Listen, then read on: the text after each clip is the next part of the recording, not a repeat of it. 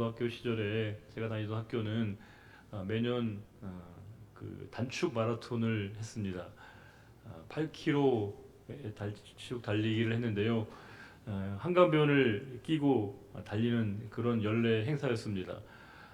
우리 교장 선생님께서 굉장히 중요하게 의미를 부여하시는 행사였기 때문에 매년 모든 전교생들이 다 참여해야 되는 단축 마라톤이었는데, 물론 뭐 전체 풀코스에 비교해 보면 8km는 굉장히 짧은 거리이지만 평소에 달려보지 않았던 저희들에게는 정말로 길고 힘든 시간이었습니다.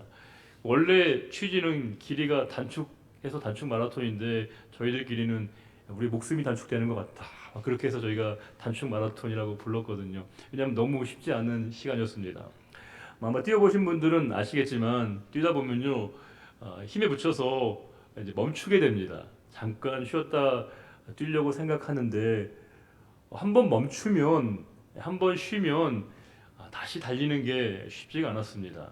한 번 쉬었다 가면 호흡을 가다듬고 다시 잘 뛸 것 같았는데 막상 이 뜀박질을 재개하려고 하니까 너무 힘든 것이었습니다. 원래 그 페이스를 유지한다는 게 얼마나 힘든 것인가를 새삼 절감했습니다. 여러분, 우리가 뒤늦게 공부를 재개하는 분들이 계시지 않습니까? 이제 그 학업에 대한 어떤 그런 갈증과 서름 때문에 뒤늦게 이제 공부를 재개하신 분들 계신데, 그것 자체만으로 우리가 존경과 박수를 보내야 합니다. 왜냐하면 뒤늦게 공부를 하고 또 학위 과정을 이어간다는 건 좀처럼 쉬운 일이 아닙니다. 우리가 흔히 그런 말을 하지 않습니까? 머리가 굳는다, 또 공부가 때가 있다라고 하는 사회적인 통념이 있는데, 그런 통념에 대해서 과감하게 도전을 했다는 것 자체만으로도 굉장히 어려운 결정과 결단을 한 것으로 우리가 평가를 해볼 수 있습니다. 경단녀라는 게 있습니다. 여러분 혹시 들어보셨나 모르겠는데, 경단녀라고 하는 것은 경력 단절 여성을 가리키는 표현인데요. 뭐 결혼이나 출산 때문에 다니던 직장을 그만두고 다시 이제 새로운 직장을 얻기 위해서 구직에 나선 여성들을 가르치는데, 이게 쉽지 않다는 겁니다. 왜냐하면 그 경력이 이제 단절되어서 새로운 일자리를 찾는 게 굉장히 힘들고 어렵다라고 하는 얘기들을 공통적으로 하십니다.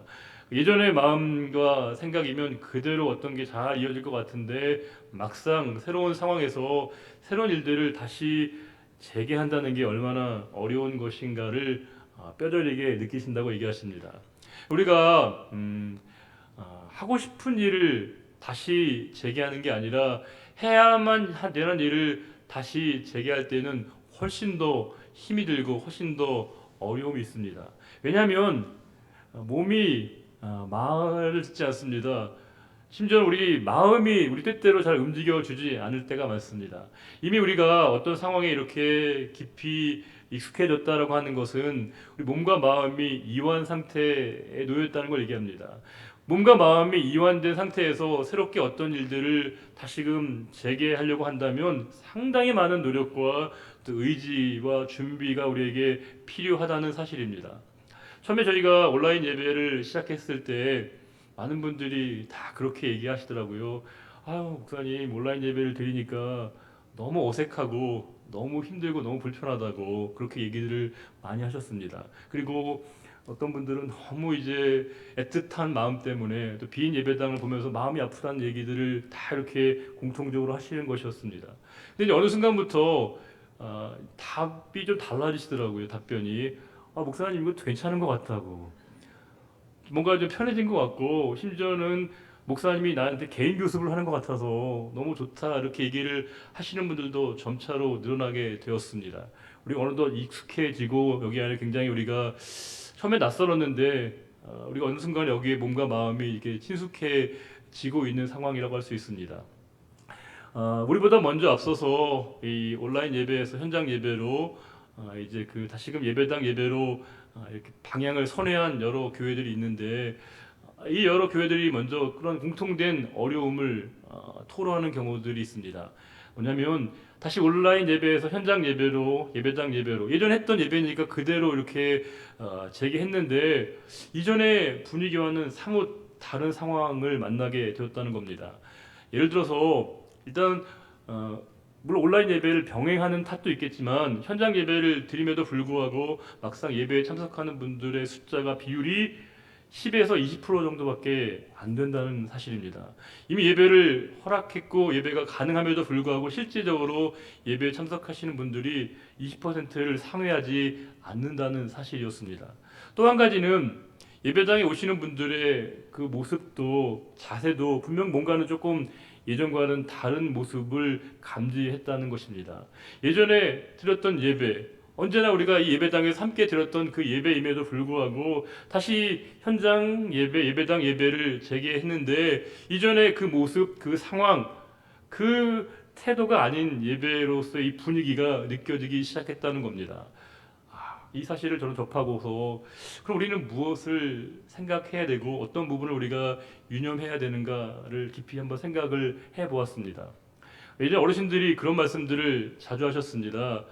자리에 앉았다가 일어날 때 바로 일어나지 말라고 어르신들이 경험적으로 체득한 말씀들을 하셨습니다. 저는 굉장히 지혜로운 말씀이라고 생각이 들거든요. 왜냐하면 내가 이제 앉아있다가 바로 일어서면 어지럽습니다. 굉장히 당황스러울 때가 있거든요.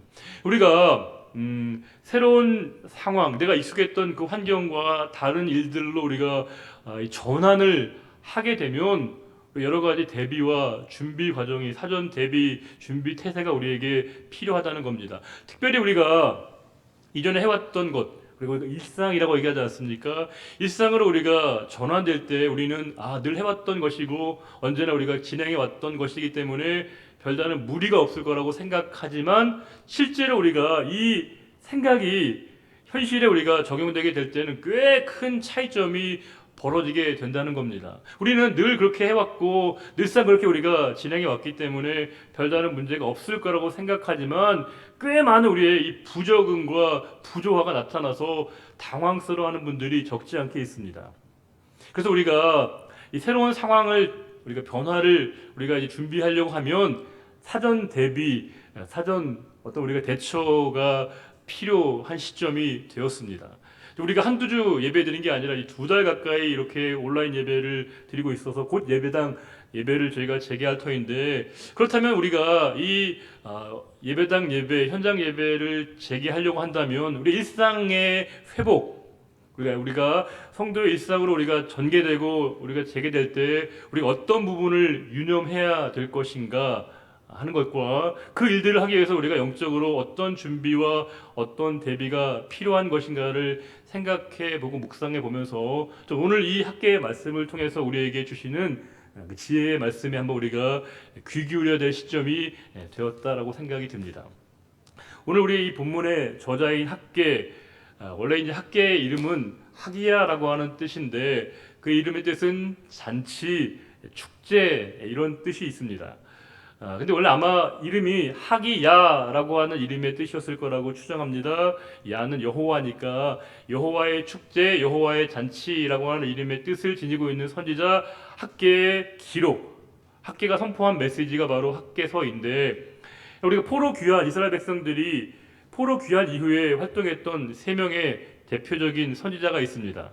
한 사람이 학계, 또 스가랴, 말라기 3명의 선지자 중에 한 명이 바로 이 학계였습니다. 우리 학계를 이해하려면 또 오늘 본문을 우리가 이해하려면 우리가 시기, 시대를 좀 우리가 구분을 해야 되는데 여러분들에게 제가 5가지 이제 그 숫자를 좀 설명해 드리면서 이 학계서를 좀 이해하기 위한 우리가 좀 어떤 전제 과정을 좀 우리가 밟아보려고 합니다.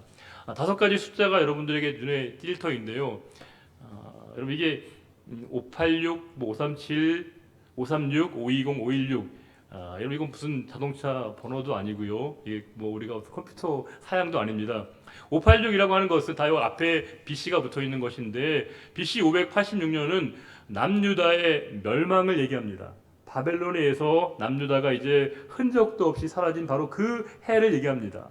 물론 BC 722년에 이미 북이스라엘은 아수르에서 점령과 멸망을 당했고 BC 586년에 남유다가 멸망을 당하게 됩니다. 이제 완전히 이스라엘이라고 하는 나라 남유다는 완전히 사라지게 되는 그 해를 가르치는데 시간이 흘러서 이제 고레스라고 하는 그 황제 칙령에 의해서 537년에 포로 귀환이 허락되게 됩니다. 본국으로 돌아가라 라고 하는 허가를 받게 됩니다.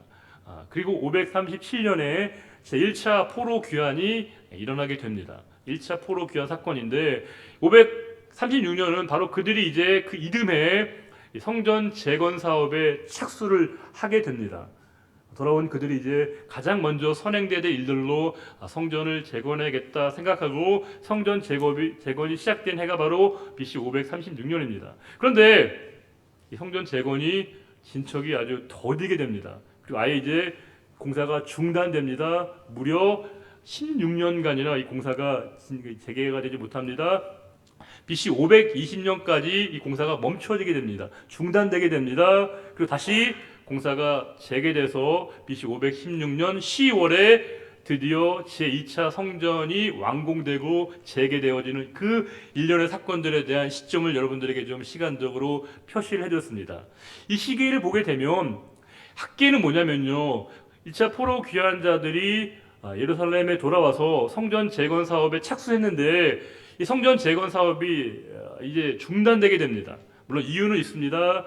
내후 외환을 겪은 거죠. 내부적인 갈등, 또 사마리아와 같은 외부의 어떤 도전과 저항이 아주 거셌기 때문에 성전 재건이 이제 중단되게 됩니다. 하나님께서는 꾸준히 그들에게 성전 재건을 강권적으로 명령하셨고 그 일에 선두에서 그 일들을 주도했던 인물이 누구냐? 바로 학개였습니다. 학계는 한마디로 얘기하면 성전 재건 사업에 대한 촉구를 요청하는 메시지를 전했던 선지자가 바로 학계인 것이고 그 학계의 동료와 격려로 드디어 이제 성전이 완공이 되게 됩니다.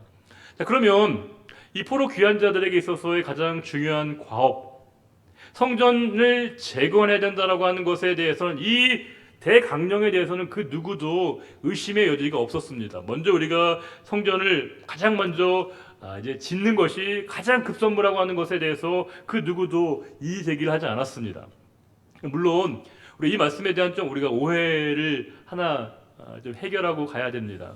이 성전 재건의 말씀이 우리가 흔히 통상적으로 이해하는 것처럼 예배당 건축의 강행을 우리가 좀 이렇게 근거로 삼는 본문이 되어서는 좀 곤란하다는 것입니다. 우리 흔히 그렇게 얘기하거든요. 어떤 일이 있어도 먼저 성전 예배당을 지어야 되고 교회 교육관이나 선교관 여러 건물들을 먼저 우리가 짓는 일들을 하기 위해서 이 학계의 말씀을 우리가 많이 인용하는 경우가 있는데 약간 좀 맞지 않는 부분이 있습니다. 왜냐하면 물론 성전이 건물로서의 기능을 하긴 하지만 여기서 성전의 가장 중요한 의미는 하나님의 임재의 상징입니다. 성전이 성전일 수 있는 단 한 가지 이유는 하나님의 임재의 상징이죠. 하나님이 거기에 계시다는 것이고 성전의 가장 중요한 기능은 바로 예배였습니다. 그러니까 성전을 회복한다, 성전을 재건한다는 말의 가장 중요한 건 뭐냐면 그들의 신앙의 구심점을 다시금 이 하나님을 예배하는 것으로 찾는다라고 하는 가장 중요한 모토가 그 가운데 깔려 있다는 것입니다. 우리 흔히 영어로 표현할 때 빌딩 업 처치라고 얘기하면 단순히 이게 건물, 예배당을 짓는 걸 의미하는 것이기보다는 상당히 우리가 은유적으로 예배당을 세워간다는 것은, 교회를 세워간다는 것은 그 교회가 가지고 있는 가장 중요한 본질적 사명을 교회가 회복해야 한다는 것을 의미한다고 할 때 이 학계를 통해서 하나님이 다시금 성전 재건을 강력하게 촉구하시는 그 말씀에서는 그 행간의 의미는 다시 그들이 신앙의 구심점으로서의 예배, 하나님을 경외하는 믿음의 회복을 그들에게 촉구하신 것이라고 볼 수 있다는 사실입니다. 그런데 아쉽게도 지금 성전 건축이 물론 쉽진 않았습니다. 내외한의 여러 환경과 상황 때문에 성전 재건이 중단되고 시간이 흐르고 흘러서 무려 16년이나 흐르게 되었습니다. 여러분 생각해 보세요. 어떤 건물을 짓다가 말고 16년간이나 방치되어 있다면, 게다가 그것이 성전이라고 하면 일정 규모 이상의 건물일 텐데요. 그것이 이렇게 짓다가 방치되어 있는 그 성전을 보면서 이 포로 귀환자들이 어떤 마음을 품었겠습니까? 이 성전 건축이 중단된 그 상황을 보면서 그들이 어떤 마음과 어떤 생각을 했을까요? 충분히 우리가 신앙의 양심의 가책을 받았을 겁니다. 빨리 재개해야 되는데, 다시 빨리 이것을 지어야 되는데 라고 하는 양심의 가책, 또 죄책감, 죄의식이 아마 그들을 사로잡았을 게 분명해 보입니다. 그런데 별일이 일어나지 않습니다. 별일이 일어나지 않습니다. 그리고 성전을 짓는 일들은 수고를 해야 되는 일이거든요. 부담을 져야 되는 일입니다. 그 부담을 지지 않게 되어지는 이 달콤한 편리함이라고 하는 것이 그들의 영혼을 잠식하기 시작했다는 겁니다. 그들의 영혼을 이렇게 삭혀버리고 말았습니다. 이제 시간이 흐르고 그러니까 이 편리함이 그들에게 너무나 익숙해지는 상황을 그들이 맞이하게 되었던 겁니다. 혹자는 이렇게 얘기하십니다. 우리가 현장 예배, 예배당 예배가 재개돼도 온라인 예배를 좀 병행하면 좋겠다라고 말씀하시는 분이 있고요. 또 어떤 경우에는 좀 더 아주 강하게 이제 아예 목회적 토양이 패러다임이 바뀌었기 때문에 이제 아예 온라인 예배로 전환해야 된다라고 얘기하시는 분도 있습니다. 우리 이 모든 얘기를 나름대로 우리가 귀담아 들으면서 자 그러면 우리가 어떤 결정과 판단과 선택을 좀 해야 되는데 우리가 이 모든 일들을 결정할 때 저는 적어도 세 가지의 이 예배에 대한 우리가 명제로서의 이 응답을 우리가 먼저 필요로 하지 않을까 싶습니다. 저는 세 가지의 오늘 중요한 예배에 대한 의식, 예배에 대한 명제에 대한 고민을 여러분과 함께 해보려고 하는 겁니다. 첫 번째는 뭐냐면요. 예배는 불편함을 지우는 시간이 아니라 불편함이 지워지는 시간이 되어야 한다는 사실입니다. 우리가 함께 모여 드리는 예배 불편합니다. 솔직히. 왜냐하면 적어도 우리가 집중해야 되고요. 옷도 좀 차려입어야 되고 화장도 좀 해야 되고 생리적인 현상도 우리가 억제해야 됩니다. 오는 전화도 우리가 차단해야 됩니다. 문자 오는 것도 우리가 끊어내야 됩니다. 그리고 온전히 예배는 하나님께로 집중해야 되는 겁니다. 그래서 우리가 함께 드리는 예배 불편합니다. 솔직히. 그리고 우리가 그 사실을 우리가 익숙해서 몰랐을 뿐이지 지금 흩어져서 온라인 예배를 드리다 보니까 꽤 우리가 편함을 우리가 맛보고 있습니다. 예배 드리다가 우리가 좀 급하면 화장실도 다녀올 수 있고 배고픈 뭔가를 좀 먹을 수도 있고 옆에 있는 가족들과 대화도 나눌 수 있고 또 오는 문자도 좀 확인할 수 있고 카톡의 답도 보낼 수 있습니다. 아주 우리가 편함을 익숙하게 경험하고 있습니다. 그런데 예배는 기본적으로 우리에게 불편함의 요소가 필요합니다. 불편함이 느껴져야 예배일 수 있다는 겁니다. 이게 참 역설적인 얘기입니다. 예배 안에 불편함이 있습니다. 우리가 수고로움이 담겨질 때 그 예배가 예배일 수 있는 것이죠. 이 딱딱한 의자에서 우리가 앉아서 1시간 동안 예배를 집중한다는 건 좀처럼 쉬운 일이 아닙니다. 그러나도 우리 예배는 불편함이 있습니다. 그런데 지금의 예배는 점점 우리에게 불편함을 지워주는 예배로 바뀌어가고 있습니다. 편하게 앉을 수 있는 좌석, 심지어 성경책마저도 가지고 올 필요가 없는 정도의 모든 서비스들을 교회가 제공하고 있습니다. 점점 우리에게 불편함들이 사라져가고 있습니다. 편리함을 추구하고 있습니다. 그런데 우리는 그 모든 것에 오히려 역행하는 것이 오히려 거스르는 것이 진정한 예배의 참된 본질에 가깝다는 겁니다. 중요한 건 불편함이 계속 우리에게 불편함으로 남으면 그건 또 다른 겁니다. 차원이 다른 거예요. 불편함이 있지만 불편함이 여겨지지 않습니다.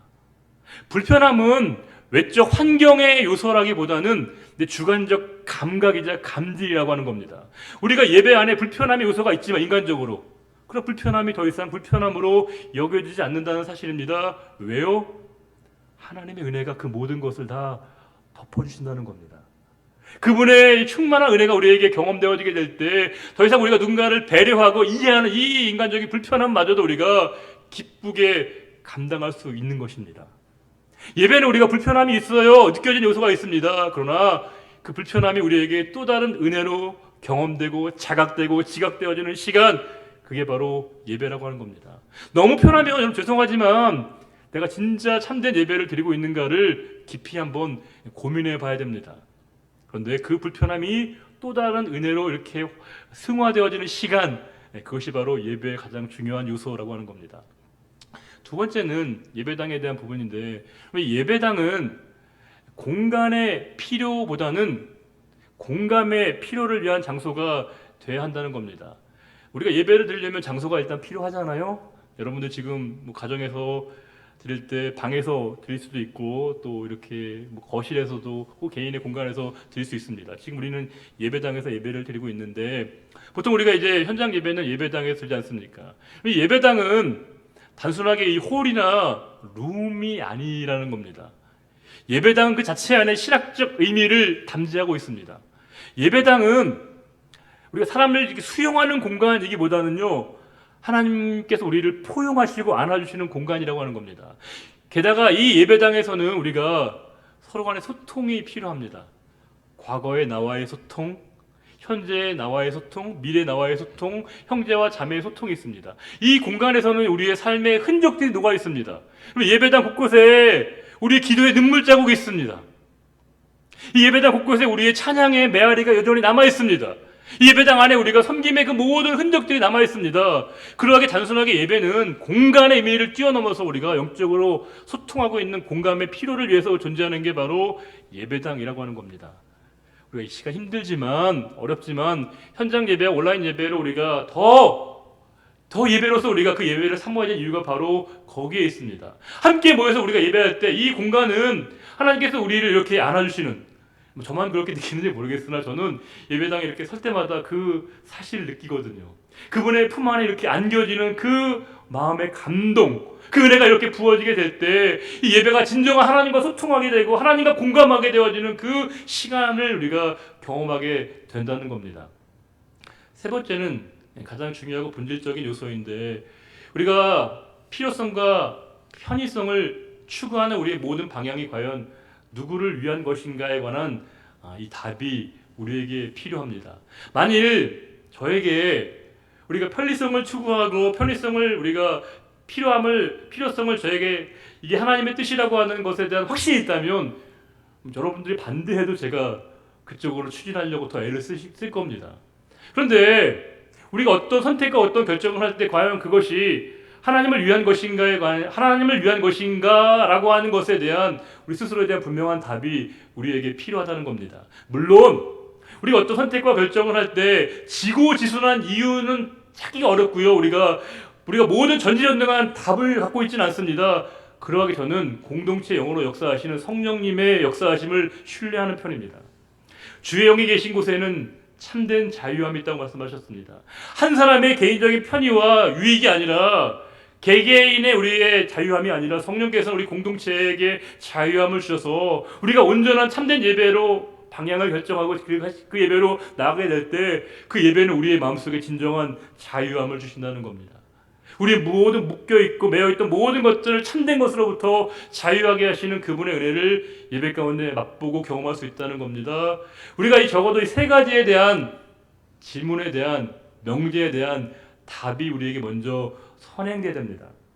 지금 이 이스라엘 백성들의 문제는 뭐냐면요, 그들이 너무 편해졌습니다. 달콤함이 그들에게 취해졌습니다.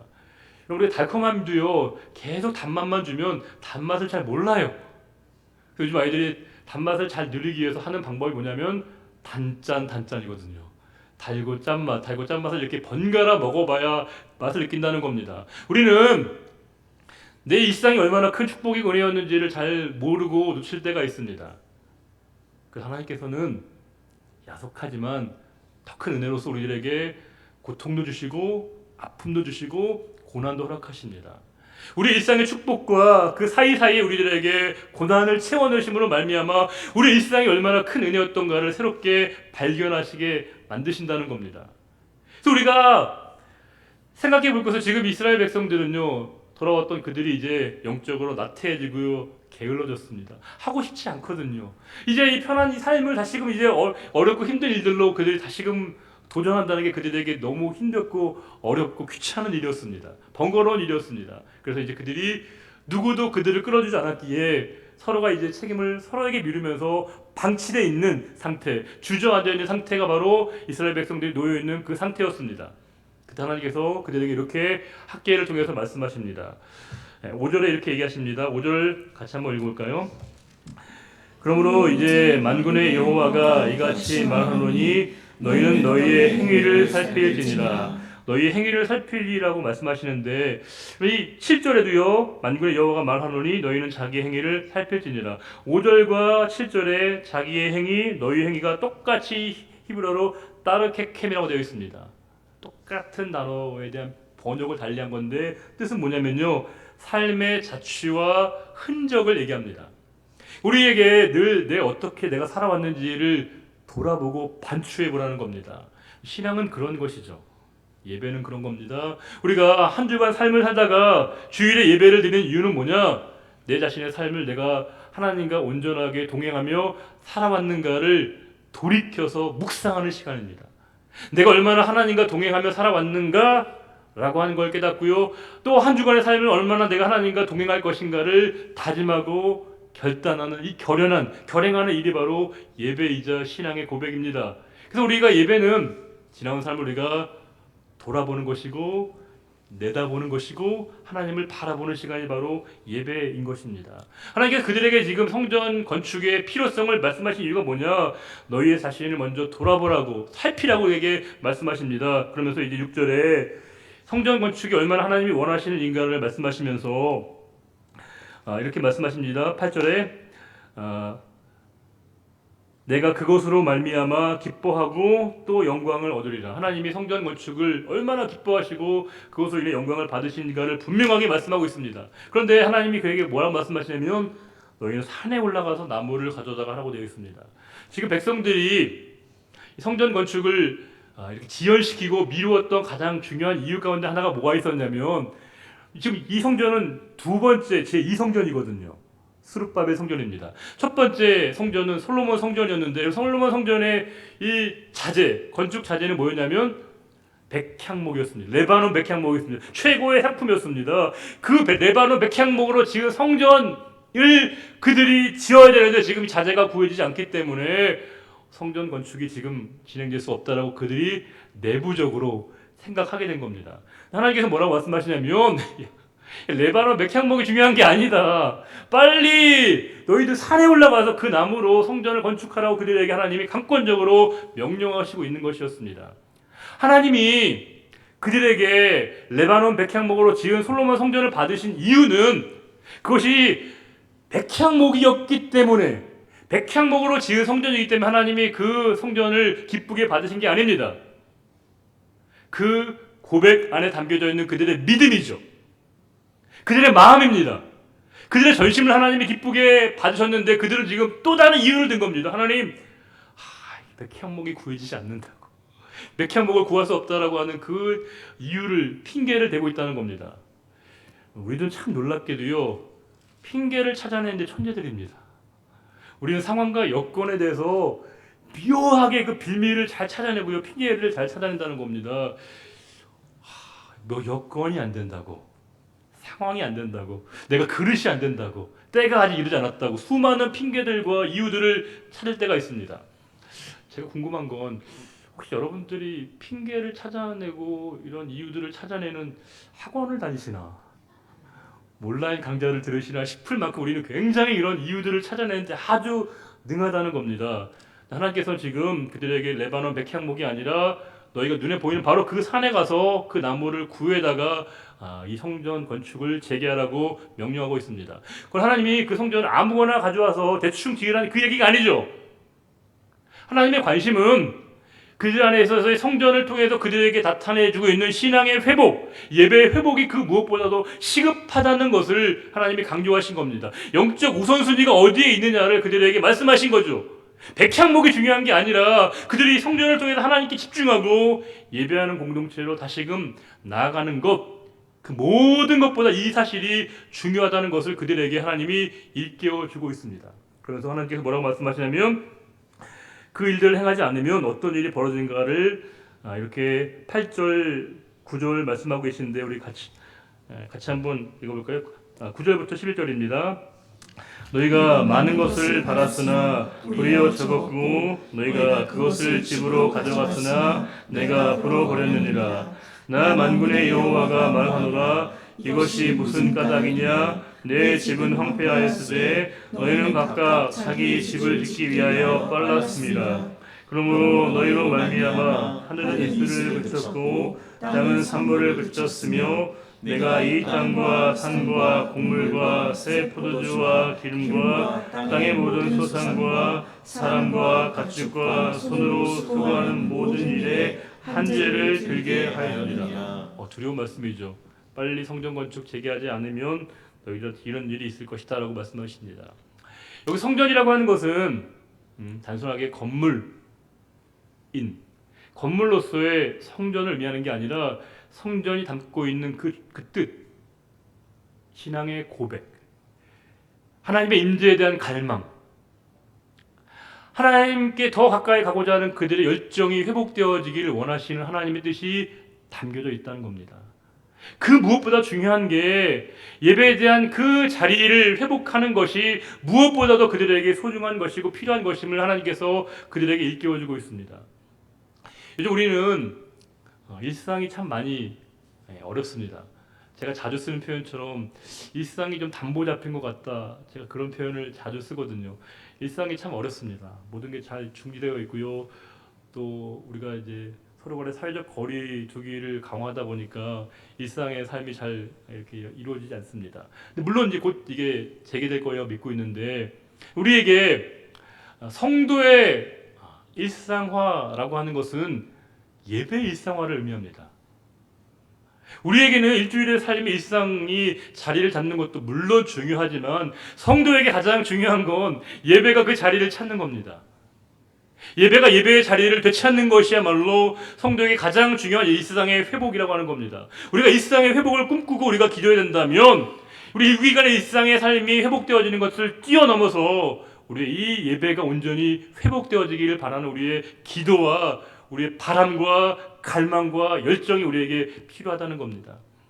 너무 우리가 이 2달간의 상황에 익숙해졌다면 다시 한번 우리가 좀 준비를 해야 됩니다. 대비를 해야 됩니다. 영적 기지개를 좀 펴야 됩니다. 다시 우리가 현장 예배가 재개될 때, 이 예배당 예배가 재개되어질 때 우리가 당황해하지 않도록, 왜 우리가 이렇게 예배가 불편하지? 라고 하는 우리가 잘못된 생각이 일지 않도록 우리가 진정한 예배, 이 예배당을 통해서 우리에게 충만하게 우리에게 불러주시고 세워주시고 놀라운 은혜를 부어주실 그 하나님의 은혜를 갈망하는 그 시간이 되어지게 될 때, 그 준비함으로 대비함으로 우리가 이 시간들을 보내게 될 때 곧 모여지게 될 그 예배당 예배 가운데 저와 여러분에게 말할 수 없는 그 하나님의 은총과 은혜가 충만하게 부어지는 그 시간이 될 것이라고 저는 믿고 기도하고 기다리고 있습니다. 이 은혜가 저와 여러분 모두에게 충만하게 전달되어지는 그 예배가 되기를 바라면서 다시 한번 7절과 8절을 읽고요, 마지막으로 하나님의 마음을 다시 한번 우리 마음속에 새기는 시간이 되시기를 바랍니다. 7절 8절입니다. 만군의 여호와가 말하노니 너희는 자기의 행위를 살필지니라. 너희는 산에 올라가서 나무를 가져다가 성전을 건축하라. 그리하면 내가 그것으로 말미암아 기뻐하고 또 영광을 얻으리라. 여호와가 말하였느니라. 아멘. 하나님, 우리가 이 시간 온라인 예배로 드리지만 이것은 긴급한 상황이고 또 응급한 상황이기에 저희가 이렇게 부득이하게 떨어져서 예배를 드리고 있습니다. 그래서 저희가 함께 모이는 그 예배를 기대하고 갈망하며 우리가 기도하고 있습니다. 하나님, 온 교우들이 함께 주님을 찬양하며 우리의 기도의 눈물이 있는 이 현장에서 함께 예배할 수 있기를 원합니다. 이 모든 상황을 하나님이 열어주시고 또 지금도 이 시간도 그 예배를 갈망하며 각자의 처소에서 간절하게 예배하는 모든 성도들의 예배를 받으시고 우리의 모든 기도와 찬양과 예배가 하나님 앞에 올려지기를 원합니다. 예배 받으시기를 원하시는 하나님 앞에 온전한 예배를 드리게 하시고 참된 예배자로 살아가는 우리 모두가 되기를 바라며 언제나 이 모든 예배의 참된 주인이신 우리 주님 예수 그리스도의 이름으로 축복하며 기도드리옵나이다. 아멘. 다 같이 일어나서 함께 배송하겠습니다.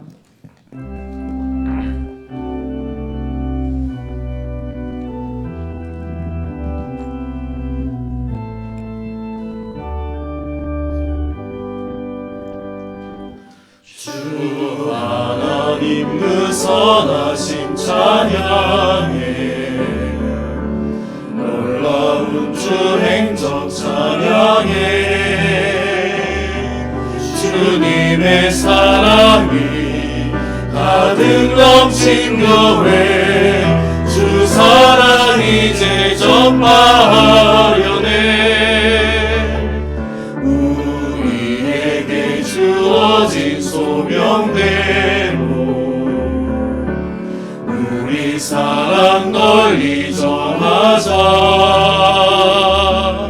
주 비춰주시는 그 빛을 따라서 어디든지 저아가리라. 주와 함께 가리라. 악을 폴짝 또 주의 목 들고 가리라. 주와 함께 가리라. 주님 주신 믿음으로 어디든 가리라. 주의 약속 믿으며 순종하며 가리라. 저와 함께 가리라. 주의 값진 피로 사신 교회 주의 성령 가득 넘치네. 주 찬양 소리가 울려 퍼지는 곳 주의 영광 울려 퍼지네. 지금 주신 주의 소명대로 순종하며 따라가리라. 주의 성령 우리를 늘 동행하시네. 어디든지 동행하시네. 저와 함께 가리라. 악을 골짝 또 주의 복음 들고 가리라.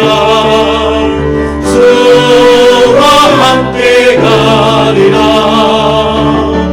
주님 주신 믿음으로 어디든 가리라. 주의 약속 믿으며 순종하며 가리라. 저와 함께 가리라. 저와 함께 가리라. 주와 함께 가리라.